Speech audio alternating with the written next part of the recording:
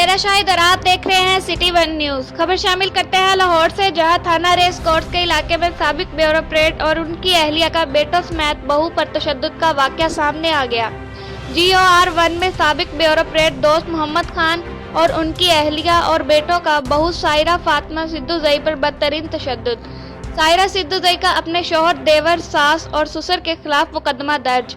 सायरा सिद्दूजई का कहना है कि उसका शौहर फैमिली के दीगर अफराद के साथ मिलकर कमरे में बंद कर देते और ज़हनी और जिस्मानी तशद्दुद का निशाना बनाते। दौरान हमल मुझे और मेरे बेटे को तशद्दुद के दौरान कत्ल करने की कोशिश की गई। तशद्दुद के दौरान वालिदैन से ना मिलने और घर से कीमती तोहफ़े लाने का मुतालबा किया जाता। मुकदमा में नामजद मुल्ज़िमान बाअसर होने की वजह से ताहाल गिरफ्तार ना हो सके।